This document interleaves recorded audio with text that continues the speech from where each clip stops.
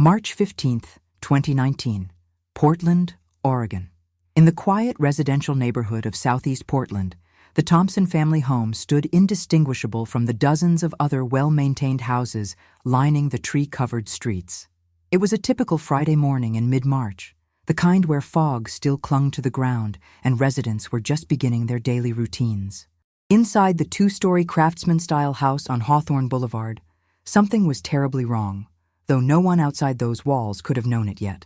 Michael Thompson, a 34-year-old software engineer at a prominent tech firm downtown, had gone to bed the night before after a long week of work.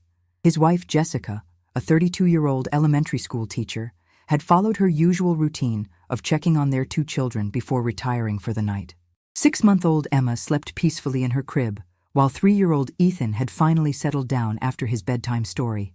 Everything seemed perfectly ordinary. Everything seemed safe.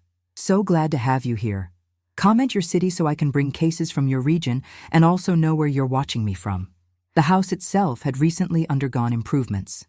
Just 3 weeks earlier, the Thompsons had invested in a new heating system, replacing their aging furnace with a modern, energy-efficient model.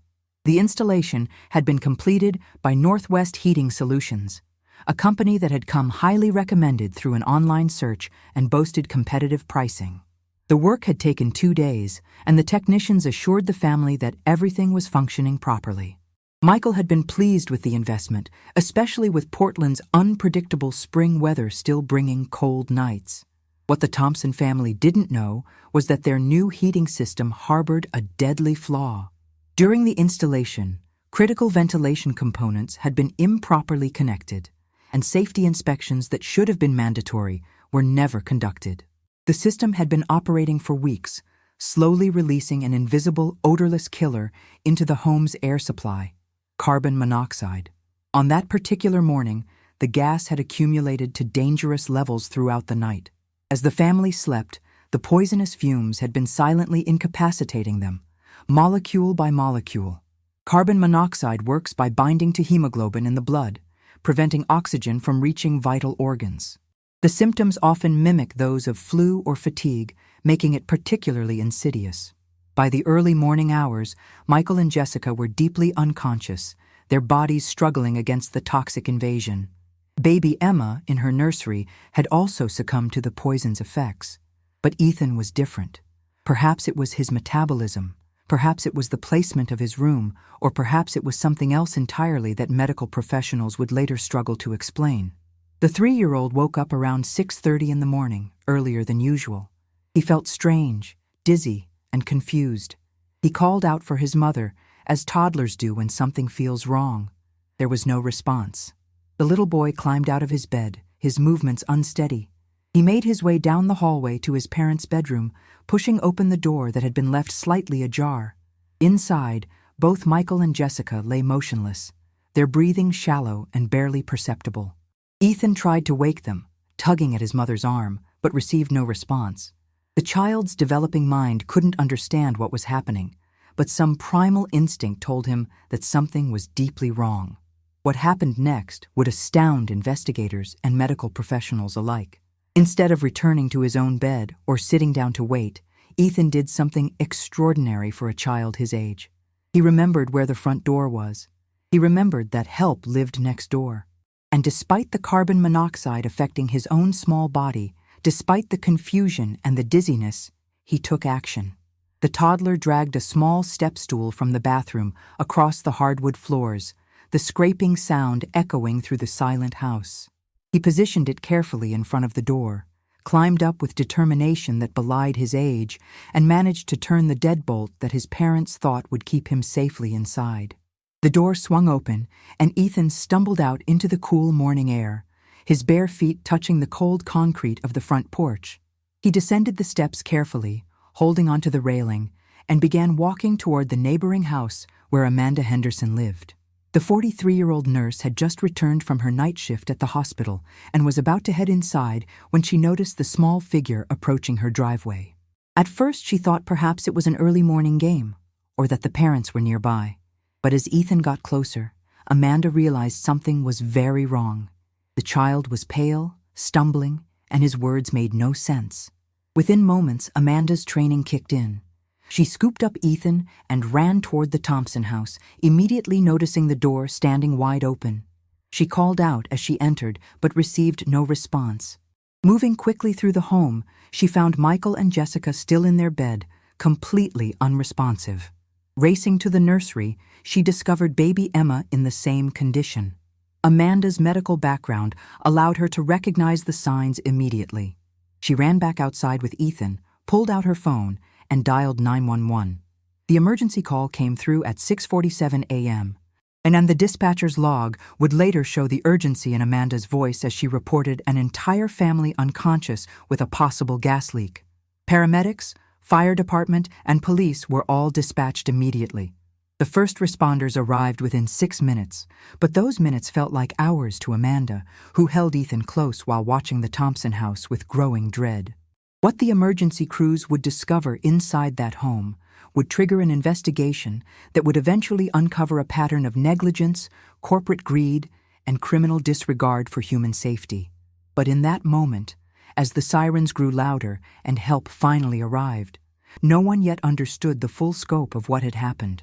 No one knew that this single incident would expose a dangerous operation that had put dozens of families at risk.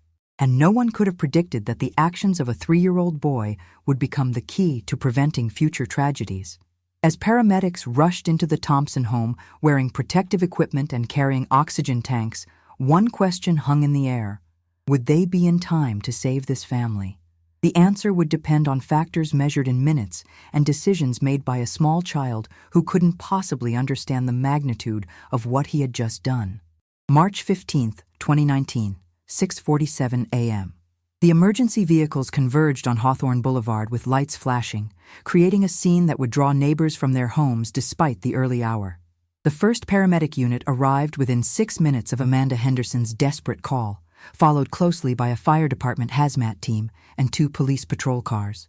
Protocol for potential gas leaks required immediate evacuation of surrounding homes, and officers began the process of clearing the area while firefighters prepared to enter the Thompson residence. Amanda remained outside with Ethan, who was becoming increasingly lethargic in her arms. A paramedic immediately took the boy and began administering high-flow oxygen through a pediatric mask. His vital signs were concerning but stable, suggesting exposure to carbon monoxide, but at levels his small body had somehow managed to resist long enough for him to seek help. The medical team worked quickly, knowing that every second counted when dealing with CO poisoning. Inside the house, firefighters wearing self-contained breathing apparatus moved through the rooms with gas detection equipment. The readings were immediately alarming. Carbon monoxide levels throughout the home measured above 400 parts per million, well into the range considered immediately dangerous to life and health. In the master bedroom, where Michael and Jessica had spent the entire night breathing the contaminated air, the concentration was even higher. The equipment registered levels that should have been fatal. The paramedics who entered to extract the family worked with practiced efficiency despite the dire circumstances. Michael was carried out first, his body completely limp, showing no response to stimuli. Jessica followed moments later, equally unresponsive. Baby Emma was brought out wrapped in blankets, her tiny chest barely rising and falling. All 3 were immediately placed on high-flow oxygen and loaded into waiting ambulances. The decision was made instantly. They needed hyperbaric oxygen therapy, and they needed it fast. Portland's closest hyperbaric facility was at Legacy Emmanuel Medical Center, roughly 4 miles from the Thompson home. The ambulances departed with full emergency lights and sirens, racing against time and the insidious damage that carbon monoxide had already inflicted on the family's bodies. Ethan was transported separately, his condition less critical, but still requiring immediate medical intervention and monitoring. At the hospital, the emergency department had been alerted and was prepared for multiple critical carbon monoxide poisoning victims. Hyperbaric oxygen therapy, which involves placing patients in a pressurized chamber where they breathe pure oxygen, is the gold standard treatment for severe CO poisoning. The increased pressure allows oxygen to dissolve directly into the blood plasma, bypassing the compromised hemoglobin and delivering life-saving oxygen to starved tissues and organs. Michael was the first to be placed in the hyperbaric chamber, his condition assessed as the most critical. Medical staff worked to stabilize Jessica and Emma while waiting for additional chamber access. The treatment protocol called for multiple sessions over several days, each lasting up to 90 minutes. During this time, medical teams ran extensive blood tests, monitoring carboxyhemoglobin levels, the measurement of how much carbon monoxide had bound to their red blood cells. Michael's level was 42%. Anything above 40% is considered severe poisoning with high risk of permanent neurological damage or death. Jessica's level was 38%, equally dangerous. Baby Emma's reading was 35%, a number that made the treating physicians exchange worried glances. In infants, carbon monoxide poisoning carries even greater risks due to their higher metabolic rates and developing brains. The medical team knew that even if Emma survived, she could face developmental challenges for years to come. Ethan, by contrast, showed a carboxyhemoglobin level of 18%, still dangerous and requiring treatment, but significantly lower than his family members. The pediatric toxicologist examining him was puzzled. How had this young child, sleeping in the same house, breathing the same air, been affected so much less severely than the others? More importantly, how had he remained conscious and functional enough to execute what amounted to a complex rescue operation? As the Thompson family underwent treatment, investigators from the fire marshal's office returned to the now evacuated house to conduct a thorough examination. What they discovered would transform this from a tragic accident into a criminal investigation. The newly installed heating system showed multiple critical failures. The ventilation ductwork had been improperly connected, allowing exhaust gases to recirculate back into the home's air supply instead of being vented outside. Safety sensors that should have detected the problem had either been bypassed or were never installed in the first place. Most damning of all, the required permit and inspection paperwork appeared to have been falsified. Fire Marshal Richard Chen, a veteran investigator with 23 years of experience, examined the installation with growing anger. He had seen shoddy work before, but this went beyond mere incompetence. This was negligence on a scale that suggested systematic corner cutting and deliberate evasion of safety protocols. He photographed every detail, collected samples, and began compiling what would become a comprehensive evidence file. Meanwhile, other investigators began pulling records for Northwest Heating Solutions, the company responsible for the installation. What they found was troubling. The business had been operating for 3 years, and while it maintained proper licensing, complaints had been filed with the State Contractors Board on 5 separate occasions. None of these complaints had resulted in serious action, mostly because they involved issues like incomplete work or billing disputes rather than safety violations. But now, investigators wondered if there might be a pattern they had missed. Back at the hospital, Michael remained unconscious despite the hyperbaric treatment. His brain had been deprived of adequate oxygen for an extended period, and doctors were cautiously optimistic but realistic about his prognosis. Jessica began showing signs of responsiveness after her second treatment session, her eyelids fluttering and her fingers twitching in response to painful stimuli. These were positive signs, but she remained unable to communicate or follow commands. Emma's condition was perhaps the most precarious. The 6-month-old had responded to the hyperbaric oxygen, her vitals stabilizing, but the long-term effects on her developing brain remained unknown. Pediatric neurologists conducted examinations and ordered imaging studies, looking for signs of damage. The results would take time, and the waiting was agonizing for the medical staff who had grown attached to this tiny patient fighting for her future.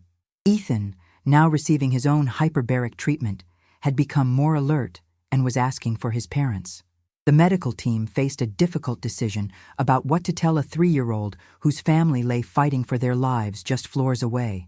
For now, they kept him comfortable, monitored, and distracted with age-appropriate activities, always maintaining close observation for any delayed neurological effects. Amanda Henderson, still at the hospital despite her exhaustion from the night shift, provided investigators with her account of the morning's events. She described Ethan's stumbling approach, his incoherent words, his pallor. She explained how her nursing instincts had immediately recognized something was catastrophically wrong. Her quick thinking and medical training had undoubtedly saved precious minutes in the emergency response. As the first day wore on, more information began filtering in. Northwest Heating Solutions had installed systems in 43 homes across the Portland metropolitan area in the past 18 months. The fire marshal's office began the enormous task of contacting each homeowner, recommending immediate inspections of their heating systems. By late afternoon, 3 other families had reported symptoms consistent with low-level carbon monoxide exposure: headaches, nausea, fatigue, symptoms they had attributed to seasonal flu or stress. The investigation was expanding rapidly, but the central question remained unanswered. How extensive was the negligence at Northwest Heating Solutions, and how many other families might be at risk? More troubling still, had the company's owner known about the dangerous installations and chosen to ignore them? As evening fell on that first day, Michael Thompson finally opened his eyes. His confusion was profound, his memory of the past 24 hours completely absent. When doctors explained what had happened, his first coherent question was about his children. Learning that Ethan had saved them all brought tears that he was still too weak to fully express. But the relief was tempered by the knowledge that his wife remained unresponsive and his baby daughter's future was uncertain. In a conference room at the fire marshal's office, investigators laid out their findings. The evidence pointed to systematic safety violations, but they needed more. They needed to understand who was responsible, who knew about the problems, and whether this was isolated negligence or something far more sinister. The decision was made to expand the investigation beyond the Thompson case and examine every installation Northwest Heating Solutions had completed. What they would discover in the coming days would shock even the most experienced investigators, because the Thompson family's near tragedy was not an isolated incident. It was merely the first case where the consequences had become impossible to ignore.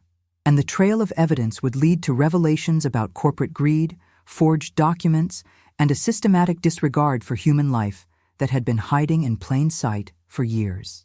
March 18, 2019. 3 days after the incident.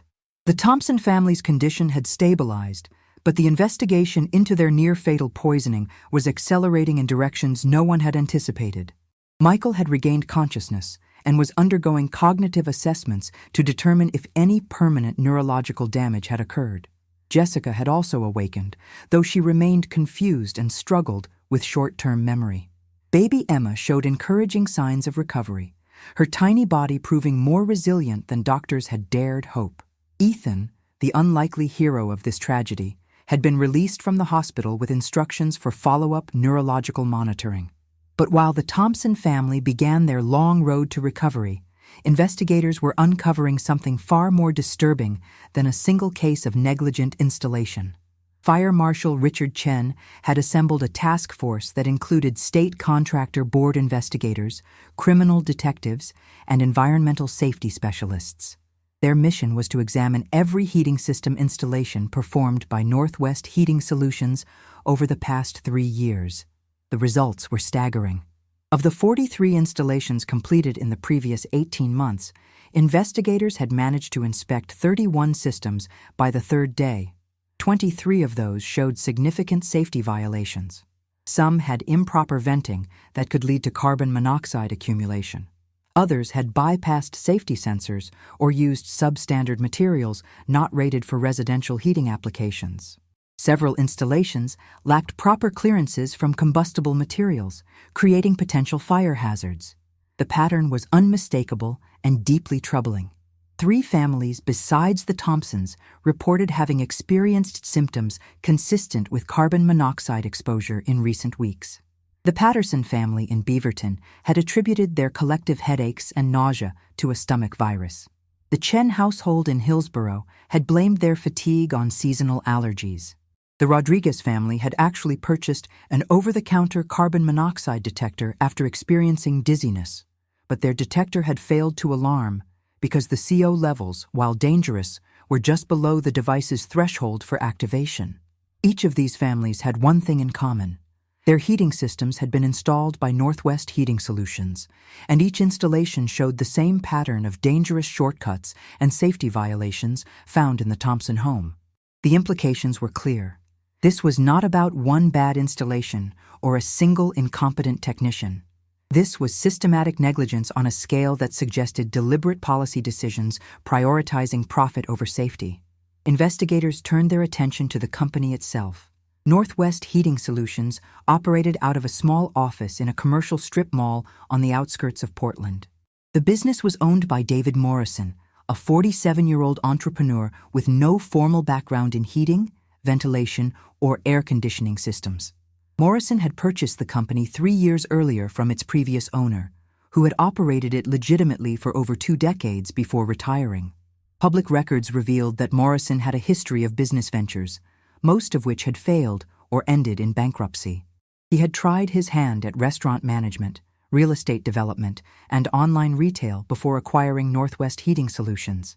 What he lacked in technical expertise, he apparently compensated for with aggressive marketing and competitive pricing that undercut established HVAC companies in the region. The company employed 12 technicians, but their credentials raised immediate red flags. Several lacked proper state certification for the work they were performing. Background checks revealed that at least 3 had been terminated from previous HVAC companies for safety violations or poor workmanship. Morrison appeared to have assembled a workforce willing to work for below-market wages and, investigators suspected, willing to cut corners to meet aggressive installation schedules. Financial records obtained through subpoena painted a revealing picture. Northwest Heating Solutions charged customers premium prices comparable to reputable companies, but paid its workers minimal wages and purchased the cheapest available materials. The profit margins were extraordinarily high, suggesting Morrison had found a lucrative formula: promise quality service, hire cheap labor, use substandard materials, skip time-consuming safety checks, and pocket the difference. Former employees began coming forward as news of the investigation spread. Their testimonies were damning. One technician reported being pressured to complete installations in half the time industry standards recommended. Another described being told to bypass inspection requirements by submitting falsified completion certificates. A third revealed that Morrison had explicitly instructed workers to skip certain safety tests because they slowed down the installation process and reduced the number of jobs they could complete per day. Most disturbing was the testimony of Brandon Phillips, a certified HVAC technician who had worked for Northwest Heating Solutions for 8 months before quitting in frustration. Phillips reported that he had raised concerns directly with Morrison about dangerous installations and the lack of proper safety protocols. According to Phillips, Morrison had dismissed his concerns and suggested that if he was not comfortable with the company's procedures, he should find employment elsewhere. Phillips had done exactly that, but he carried guilt about the families who might have been endangered by installations he had witnessed or participated in under pressure. The investigation expanded to examine Morrison's business practices more closely. Advertising materials promised licensed, experienced technicians and guaranteed satisfaction. Customer testimonials on the company website praised the professionalism and quality of work. But investigators discovered that many of these testimonials were fabricated, posted by Morrison himself or by friends and family members who had never actually used the company's services. The State Contractors Board had received 5 complaints about Northwest Heating Solutions over the past 2 years, but none had resulted in serious action. The complaints focused on issues like billing disputes, missed appointments, or incomplete work, rather than safety violations. Investigators now wondered if these earlier complaints might have been warning signs of deeper problems that had been overlooked or inadequately investigated. As the scope of the negligence became clear, prosecutors from the district attorney's office joined the investigation. What had begun as a case of potential criminal negligence was evolving into something more complex. The evidence suggested not just carelessness, but deliberate decisions to ignore safety standards, employ unqualified workers, falsify documentation, and deceive customers about the quality of service they were receiving. By the end of the 3rd day, investigators had identified 7 families who had experienced carbon monoxide-related symptoms, all traced to Northwest Heating Solutions installations. Medical records were being subpoenaed to document these cases. Home inspections were being scheduled for the remaining 12 installations that had not yet been examined. and prosecutors were beginning to build a case that would include charges of criminal negligence, fraud, reckless endangerment, and potentially more serious offenses if any connection could be established between Morrison's business practices and documented harm to customers. The Thompson family, still recovering in the hospital, were unaware of how extensive the investigation had become. Michael was undergoing physical therapy to address lingering coordination issues caused by oxygen deprivation. Jessica was working with speech therapists to overcome memory and cognitive challenges. Emma was being monitored by pediatric neurologists who remained cautiously optimistic about her development, but acknowledged that the full impact of her exposure might not be known for months or years. Ethan, now back home with his grandmother, who had flown in from California to care for him, remained blissfully unaware that his actions had likely saved not only his own family, but potentially dozens of others. The investigation he had inadvertently triggered was exposing a dangerous operation that had been hiding behind legitimate business credentials and effective marketing. As investigators prepared to interview David Morrison directly, they compiled their evidence into a comprehensive file that painted a damning picture of systematic negligence and corporate greed. The interview was scheduled for the following day, and investigators anticipated that Morrison would either cooperate fully in hopes of minimizing his legal exposure or attempt to deflect blame onto his employees and subcontractors. What they did not anticipate was that Morrison already knew the investigation was closing in on him, and the steps he was taking to protect himself would add another layer of complexity to an already shocking case. Because hidden within the company's records were documents that would reveal Morrison's negligence went even deeper than anyone suspected, and that he had known about the dangers his installations posed long before the Thompson family's near tragedy brought everything into the light. March 22, 2019, 1 week after the incident. The scheduled interview with David Morrison never took place as planned. When investigators arrived at the Northwest Heating Solutions office on the morning of March 22nd, they found the building locked and dark. Attempts to reach Morrison by phone went straight to voicemail. His home address, a rented townhouse in suburban Tigard, appeared hastily abandoned. Neighbors reported seeing Morrison loading boxes into his vehicle late the previous night. The realization hit investigators immediately. Their primary suspect had fled. This development transformed the investigation dramatically. What had been a methodical examination of business practices and safety violations now became a manhunt. Local police issued a bulletin for Morrison's vehicle, a silver Honda Accord, and began coordinating with state police and federal authorities. The flight strongly suggested consciousness of guilt and elevated the seriousness of the charges prosecutors were preparing. An arrest warrant was issued charging Morrison with multiple counts of reckless endangerment, criminal negligence, fraud, and obstruction of justice for fleeing. But Morrison's disappearance, while concerning, also provided investigators with an opportunity. With proper warrants secured, they could now thoroughly search both the business office and Morrison's residence without his presence potentially interfering with evidence collection. What they discovered in these searches would prove even more damning than the installation failures themselves. At the Northwest Heating Solutions office, forensic accountants and investigators spent 2 full days cataloging documents, computer files, and financial records. The picture that emerged was one of systematic fraud operating on multiple levels. Morrison had been billing customers for premium-grade equipment while actually installing economy models that cost a fraction of the price. The difference, sometimes amounting to several $1,000s per installation, went directly into Morrison's accounts. More disturbing were the internal communications investigators recovered from Morrison's computer. Email exchanges between Morrison and his installation supervisors explicitly discussed cutting corners to maximize profits. One message from Morrison to his crew chief included detailed instructions on how to bypass certain safety checks while still making installations appear compliant to untrained customers. Another email chain revealed Morrison's frustration with a technician who insisted on following proper procedures, describing the worker as too slow and suggesting he be replaced with someone more willing to work efficiently. The most damaging evidence came in the form of a spreadsheet found on Morrison's laptop. The document, labeled with an innocuous file name, contained a detailed log of every installation performed by the company over the past 3 years. Next to each entry were codes that investigators eventually deciphered. The codes indicated which safety steps had been skipped, which substandard materials had been used, and which inspection documents had been falsified. The spreadsheet was essentially a confession, a detailed record of hundreds of building code violations and fraudulent practices. Even more shocking was a folder of correspondence between Morrison and his material suppliers. Morrison had been purchasing heating system components from overseas manufacturers that were not certified for use in residential applications in the United States. These components met no recognized safety standards and had been acquired solely because they were significantly cheaper than properly certified equipment. Morrison's emails to these suppliers made clear that he understood the components were not approved for residential use, but proceeded with their installation anyway.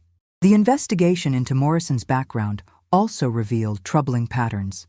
His previous business ventures had each ended amid accusations of fraud or deceptive practices. A restaurant he had managed in Seattle had been cited for health violations and eventually closed after customers reported food poisoning. A real estate investment scheme he had promoted in California had resulted in civil lawsuits from investors who claimed Morrison had misrepresented property values and potential returns. In each case, Morrison had managed to avoid criminal prosecution, often by settling civil claims or simply moving to a new location and starting over.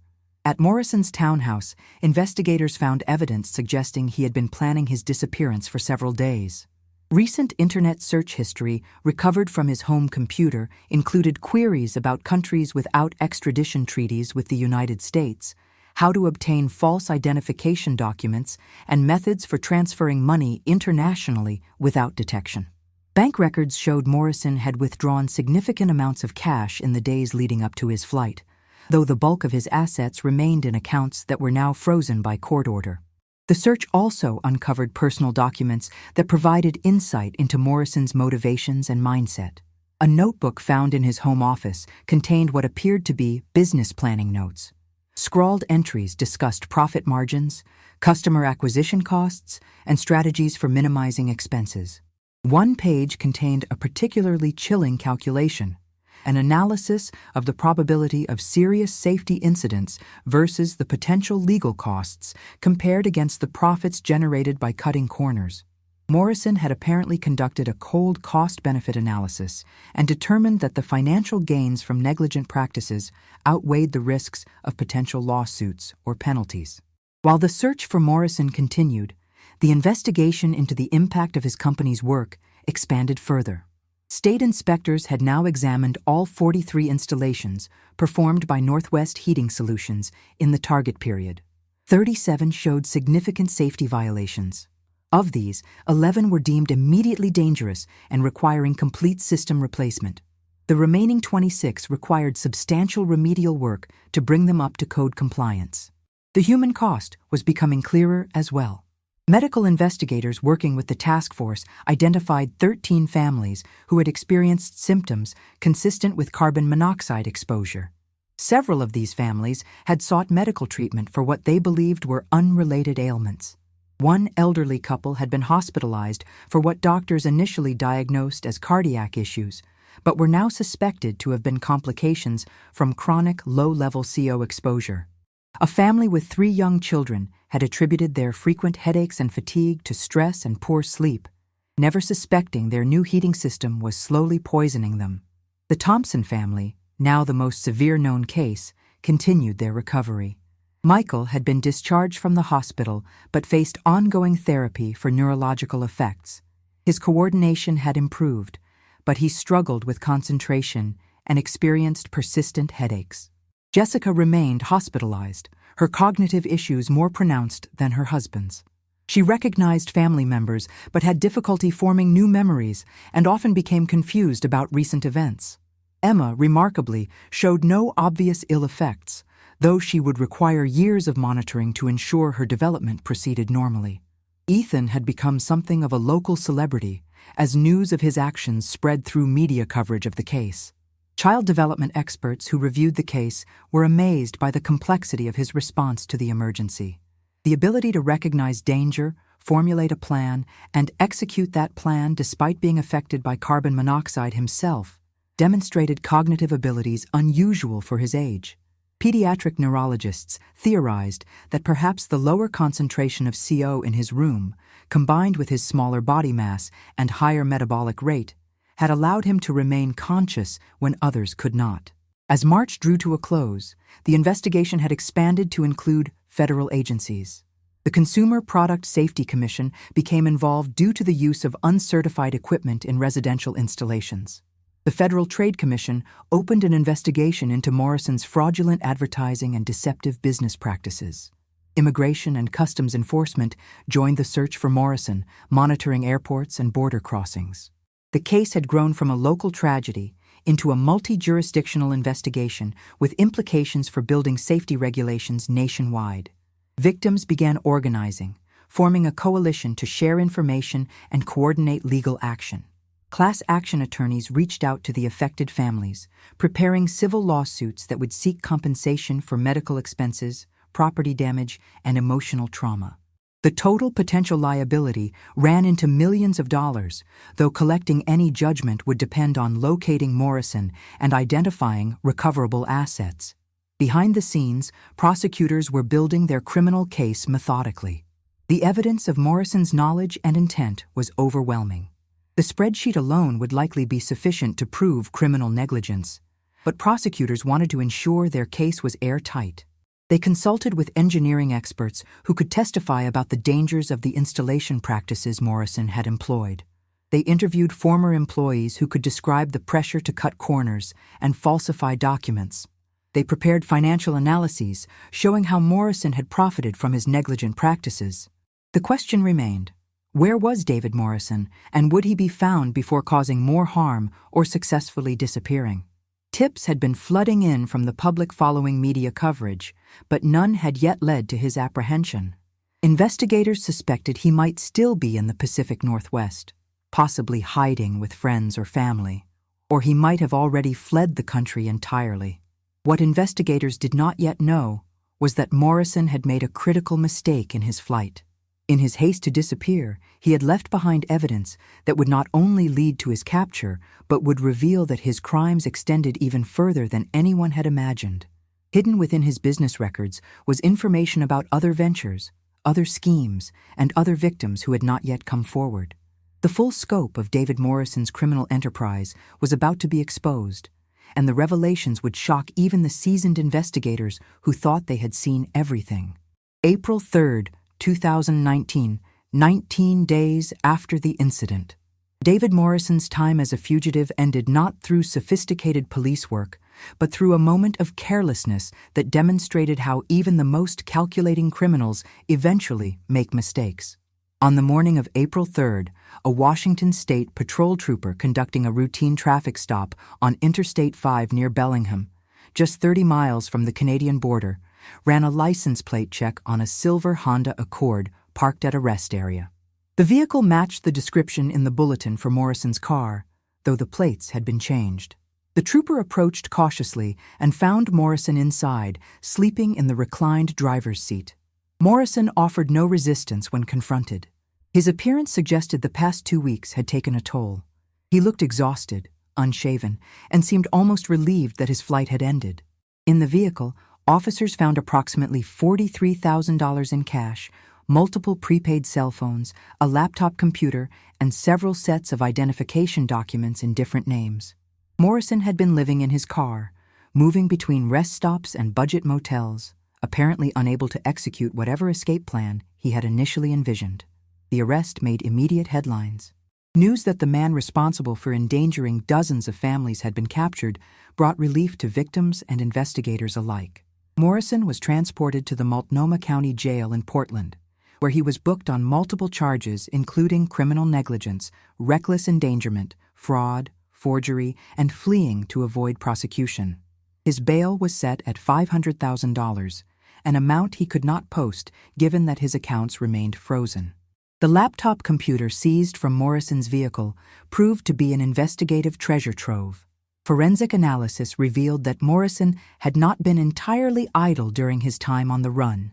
He had been attempting to destroy evidence remotely, deleting files from cloud storage accounts and encrypted backups.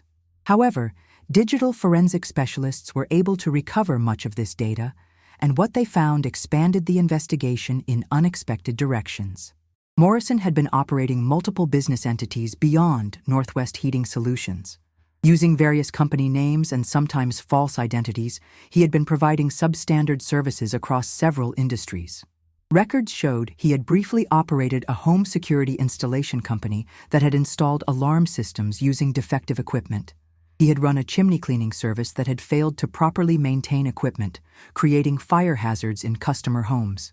Each venture followed the same pattern: aggressive marketing, low prices that undercut competitors, hiring of untrained or underqualified workers, use of substandard materials, and systematic corner cutting to maximize profits.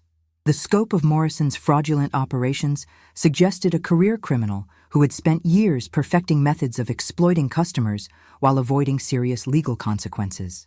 Financial records indicated he had generated substantial income from these various schemes, though much of it had been spent maintaining a lifestyle that included expensive vehicles, gambling, and failed investment ventures. Investigators also discovered communications suggesting Morrison had not been working entirely alone. Several email exchanges referenced a business partner, someone identified only by initials who appeared to provide advice on legal strategies for avoiding liability and regulatory oversight. Tracking down this associate became a new priority for investigators, who suspected Morrison might have been part of a larger network of individuals engaging in similar fraudulent practices. As prosecutors prepared their case, they faced a strategic decision about how to proceed. The evidence against Morrison was overwhelming, but the sheer volume of charges and victims complicated the prosecution strategy. The district attorney's office decided to focus initially on the most serious charges related to the Thompson family case, while continuing to investigate the broader pattern of fraud. This approach would allow for a swift prosecution while preserving the option to file additional charges as more evidence emerged. Morrison's court-appointed attorney attempted to negotiate a plea agreement, but prosecutors were unwilling to offer significant concessions given the severity of the crimes and the number of victims. The attorney argued that Morrison had never intended to harm anyone and that the safety violations resulted from negligence rather than malicious intent. Prosecutors countered with the evidence from Morrison's own records, showing he had knowingly cut corners and ignored safety standards despite understanding the risks. The preliminary hearing in late April drew extensive media coverage. Victims filled the courtroom, many meeting each other for the first time despite sharing the common experience of being endangered by Morrison's business practices.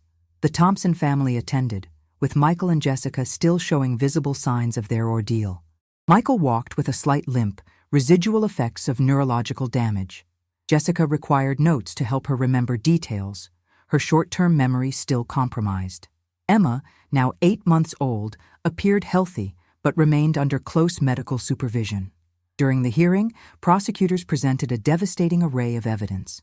Expert witnesses testified about the specific safety violations found in the Thompson home and explained how these deficiencies had created the deadly carbon monoxide buildup. Fire Marshal Chen walked the court through the pattern of similar violations in other homes. Financial experts detailed Morrison's fraudulent billing practices and use of uncertified equipment. Former employees testified about the pressure to cut corners and falsify inspection documents. Perhaps most damaging was the presentation of Morrison's own spreadsheet, documenting the shortcuts taken in each installation. The prosecutor displayed the document on courtroom screens, methodically explaining each code and what it revealed about Morrison's knowledge of his company's dangerous practices. The evidence made clear that Morrison had not only known about the safety violations, but had actively directed his employees to commit them while documenting the entire scheme for his own financial tracking purposes. The defense offered little substantive rebuttal. Morrison's attorney focused on arguing that his client's actions, while negligent, did not rise to the level of criminal intent required for the most serious charges. The argument fell flat in the face of overwhelming evidence showing Morrison had deliberately chosen profit over safety, despite understanding the potential consequences. At the conclusion of the preliminary hearing, the judge found sufficient evidence to proceed to trial on all charges. Morrison would face a jury that would decide whether his actions constituted criminal negligence or something more serious. The trial was scheduled for early September, giving both sides time to prepare their cases. In the months between the preliminary hearing and trial, the investigation continued to uncover additional victims and evidence. 2 more families came forward reporting carbon monoxide-related symptoms. Building inspectors in neighboring counties identified installations by Morrison's other business entities that showed similar patterns of dangerous violations. The true scope of Morrison's criminal enterprise was still emerging, and with each new discovery, the potential consequences he faced grew more severe. Federal investigators also made progress in identifying Morrison's mysterious business associate. Analysis of communication patterns and financial transactions led them to a former contractor licensing consultant who had apparently advised Morrison on how to operate while avoiding regulatory scrutiny. This individual was eventually charged as an accessory to fraud, expanding the case to include conspiracy charges. The Thompson family, meanwhile, continued their recovery journey. Michael had returned to work on a limited basis, though his employer had accommodated his ongoing medical needs with flexible scheduling and reduced responsibilities. Jessica remained unable to return to teaching, her cognitive challenges making it impossible to manage a classroom. The financial strain was significant despite their insurance coverage, and they had joined the civil lawsuit seeking compensation for medical expenses and lost income. Emma's development was being carefully monitored by specialists. At 8 months old, she was meeting most developmental milestones, but doctors remained cautious about declaring her free from long-term effects. The type of neurological damage that can result from severe carbon monoxide exposure sometimes does not become apparent until children reach school age and face more complex cognitive demands. Ethan, now 3.5 years old, remained largely unaware of the significance of his actions that March morning. His grandmother had returned to California, and he had settled into a new routine that included regular visits with his parents as his mother continued outpatient therapy. Child psychologists monitoring his development found no signs of trauma from the incident, though they recommended continued observation as he grew older and potentially gained greater understanding of what had happened. As summer approached, prosecutors finalized their trial strategy. They would present Morrison not as a mere negligent businessman, but as a calculated criminal who had systematically endangered families for financial gain. The prosecution team included specialists in white-collar crime, building safety experts, and medical professionals who could testify about the effects of carbon monoxide poisoning.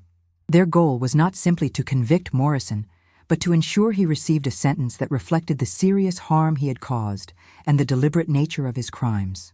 The stage was set for a trial that would not only determine Morrison's fate, but would also shine a spotlight on broader issues of contractor oversight, building safety enforcement, and the need for stronger consumer protections.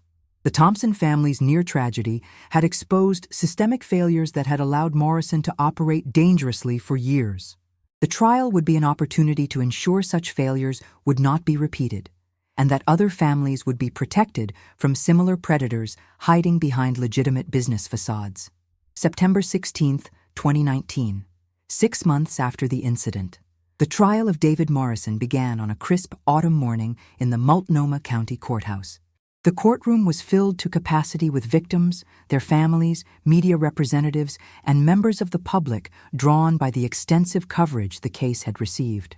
The jury, carefully selected over 3 days of voir dire, consisted of 12 Portland-area residents who would determine Morrison's fate based on the evidence presented over the coming weeks. The prosecution's opening statement laid out a comprehensive narrative of deliberate negligence and fraud. The assistant district attorney methodically described how Morrison had built a business model predicated on deceiving customers and endangering their safety for profit. The presentation emphasized that this was not a case of innocent mistakes or isolated oversights, but rather a systematic pattern of criminal behavior that had placed dozens of families at risk and nearly resulted in multiple deaths. Over the next 2 weeks, prosecutors presented their case with devastating precision. Medical experts testified about carbon monoxide poisoning, explaining how the gas works, its effects on the human body, and the specific dangers it poses to children and infants. Neurologists who had treated the Thompson family described the severity of their exposure and the long-term consequences they continued to face. The testimony was technical but accessible, helping the jury understand exactly how close the family had come to death. Fire safety experts walked the jury through the specific violations found in the Thompson home and in the dozens of other installations Northwest Heating Solutions had completed. Using diagrams and photographs, they demonstrated how proper installations should appear and contrasted them with the substandard work Morrison's company had performed. The testimony made clear that these were not minor technical violations, but fundamental safety failures that any properly trained technician would recognize as dangerous. Former Northwest Heating Solutions employees provided crucial testimony about the company's operations. Several technicians described the pressure they had faced to complete installations quickly and cheaply, regardless of safety concerns. One particularly compelling witness recounted confronting Morrison directly about dangerous practices, only to be told that if he was uncomfortable with the company's methods, he should find employment elsewhere. The testimony painted a picture of a workplace culture where safety was systematically devalued in favor of profit. The prosecution's presentation of Morrison's own records proved particularly damaging. Forensic accountants explained the financial schemes Morrison had employed, showing how he had billed customers for premium equipment while installing cheap, often uncertified alternatives. The spreadsheet documenting safety shortcuts in each installation was displayed prominently, with prosecutors walking through multiple entries to demonstrate the scope and intentionality of Morrison's actions. Perhaps the most emotional testimony came from the victims themselves. Michael Thompson took the stand and described the morning his son had saved their family, the terrifying realization in the hospital that they had nearly died in their sleep, and the ongoing struggles he and his wife faced due to neurological damage. His testimony was measured and factual, but the impact on the jury was evident. Several jurors appeared visibly moved as Michael described the cognitive challenges his wife continued to experience and the uncertainty surrounding their daughter's long-term development. Jessica Thompson's testimony was necessarily brief due to her ongoing memory issues. With the assistance of notes and her husband's support, she described her last memories before losing consciousness and the disorienting experience of awakening in the hospital with no recollection of what had happened. Her struggle to testify coherently served as powerful evidence of the lasting harm Morrison's negligence had caused. Other victims testified about their experiences with Northwest Heating Solutions and the symptoms they had endured. An elderly couple described months of unexplained fatigue and respiratory problems that had resolved only after their heating system was replaced. A mother of 3 recounted her family's persistent headaches and nausea, symptoms she had attributed to stress before learning their home had been filled with carbon monoxide. Each testimony added weight to the prosecution's case, demonstrating that the Thompson family's experience was not an isolated incident, but part of a broader pattern of endangerment. The defense strategy focused on attempting to portray Morrison as an overwhelmed businessman who had made mistakes rather than a deliberate criminal. Morrison's attorney argued that the heating industry involved complex technical requirements that even experienced professionals sometimes struggled to meet. He suggested that Morrison had relied on his employees' expertise and had not personally overseen every installation detail. The defense presented character witnesses who described Morrison as a devoted father and community member, attempting to humanize him for the jury. Morrison himself chose to testify, a risky decision that his attorney had apparently advised against, but which Morrison insisted upon. His testimony was carefully rehearsed, but ultimately unconvincing. When confronted with his own spreadsheet documenting safety violations, Morrison claimed it had been a tracking system to identify problems that needed correction, not a record of deliberate shortcuts. When questioned about emails explicitly discussing corner-cutting strategies, he suggested his words had been misunderstood or taken out of context. The cross-examination was methodical and unsparing, with prosecutors using Morrison's own words and records to undermine his attempts at explanation. The prosecution's rebuttal case included expert testimony about industry standards and the training any licensed contractor should possess. These witnesses made clear that the violations found in Morrison's work were not subtle technical errors, but obvious and fundamental safety failures that no properly trained professional could overlook. The testimony effectively demolished the defense's argument that Morrison had simply made innocent mistakes. After 3 weeks of testimony and evidence, both sides presented their closing arguments. The prosecution emphasized the deliberate nature of Morrison's actions, the severity of harm he had caused, and the need for accountability. The defense made a final appeal for leniency, arguing that while Morrison had been negligent, he had not intended to harm anyone and deserved consideration for his otherwise law-abiding life. The jury deliberated for 2 days before reaching verdicts. On September 16th, they returned to the courtroom to announce their decisions. Morrison was found guilty on all counts: multiple charges of criminal negligence, reckless endangerment, fraud, forgery, and obstruction of justice. The verdicts represented a complete victory for the prosecution and validation for the victims who had suffered due to Morrison's actions. Sentencing was scheduled for 6 weeks later, allowing time for preparation of victim impact statements and sentencing recommendations. During this period, more victims came forward, emboldened by the guilty verdicts to share their experiences. The total number of identified victims eventually reached 53 families, making it one of the largest contractor fraud cases in Oregon history. The sentencing hearing in early November drew another packed courtroom. Dozens of victims and their family members provided impact statements describing how Morrison's actions had affected their lives. The Thompson family's statement was particularly powerful, with Michael describing the ongoing challenges they faced and the uncertainty about Emma's future development. He emphasized that while they were grateful to have survived, their lives had been fundamentally altered by an incident that could have been prevented if Morrison had simply followed basic safety standards. The judge's sentencing decision reflected the severity of Morrison's crimes and the harm he had caused. Morrison received 8 years in state prison, consecutive sentences on multiple counts that ensured substantial incarceration time. He was also ordered to pay restitution to victims, though the amounts involved far exceeded any realistic ability to pay. The civil lawsuits filed by victims would continue separately, potentially resulting in additional financial judgments. In delivering the sentence, the judge spoke at length about the betrayal of trust inherent in Morrison's crimes. Customers had hired Northwest Heating Solutions, believing they were receiving professional service from a licensed contractor. Instead, they had been systematically defrauded and endangered. The judge emphasized that Morrison's actions had not been momentary lapses in judgment, but rather a sustained pattern of criminal behavior driven by greed and indifference to human safety. The case's impact extended well beyond Morrison's conviction and sentencing. State legislators introduced bills strengthening contractor oversight and increasing penalties for safety violations. The State Contractors Board implemented new inspection protocols and verification procedures designed to detect fraudulent practices earlier.